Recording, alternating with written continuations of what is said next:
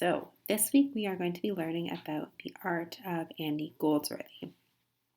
And so, I wanted to start off with just showing you a few pictures um, of some of the art that Andy has created, just to get you a sense of what this artwork looks like, because it's really quite different from what we normally think about when we think about art, which is usually like paintings or something inside a museum.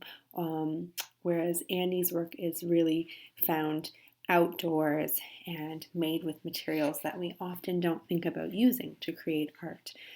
For example, this piece of art really uses branches and sticks and twigs, and also the reflection on the water is a key part of this piece of art.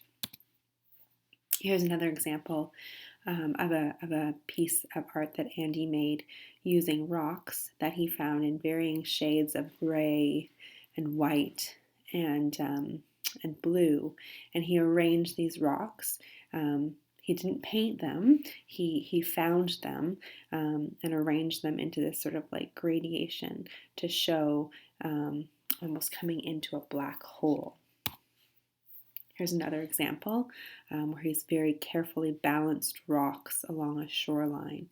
And you can imagine that this piece of art may not last forever. Eventually the waves will knock it down, but while it lasts, it's certainly a beautiful thing to look at. As well, here's an image or a piece of art that Andy created using leaves. So he gathered leaves of varying shades of yellow and orange and arranged them around the base of this tree to make it look like the tree is glowing. So why Andy Goldsworthy? Why are we looking at him this week? Well, as you remember from last week, we were learning about Andy Warhol and about pop artists, and I thought it would be interesting to look at something that's completely different from that. So pop art is all about using art to explore popular culture, like celebrities and television and movies and music and advertisements. Whereas this week I wanted to look at something totally different. So I wanted to look at art that's been inspired by the natural world, by the environment around us. So here's another example of a piece that Andy created by arranging rocks, split rocks into a spiral. A lot of Andy's work has something to do with geometry, so there's usually spirals or balance involved, and a lot of times there's a lot of symmetry in his work. Who is Andy Goldsworthy? So he's a famous sculptor from Scotland. He makes his sculptures out of found materials. That means things that he found in nature. So he's not using paint.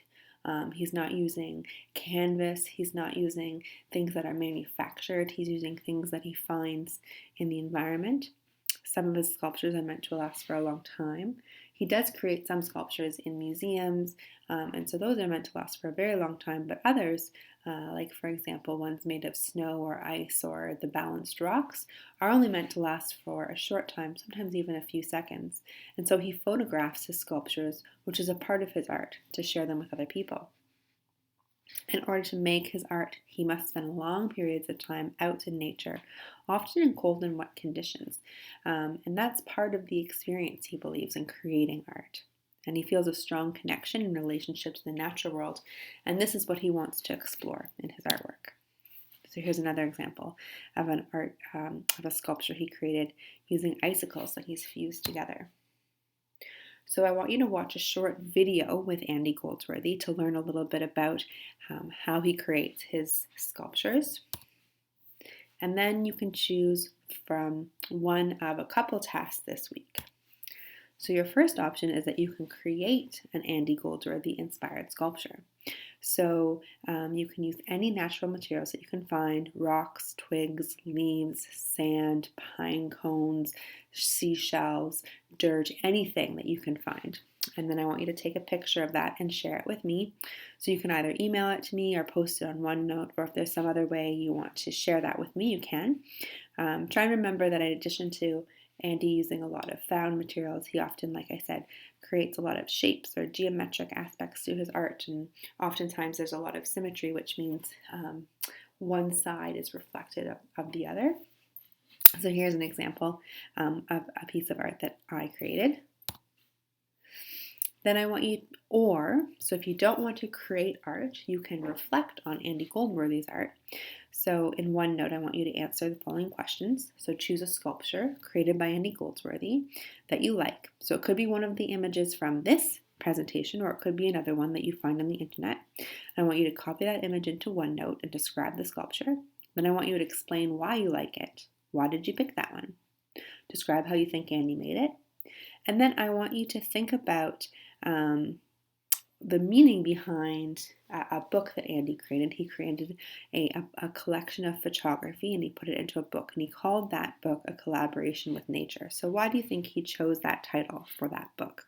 So just write me a sentence or two to explain that. All right, as always, I'm very much looking forward to seeing what you create or looking at the sculptures you choose and hearing your ideas about Andy's work. And I hope that you're doing well. I hope that you are getting out into some of this nice sunshine that we've been having. I think it's supposed to get warmer in the next couple of days, so I'm looking forward to that. All right, take care.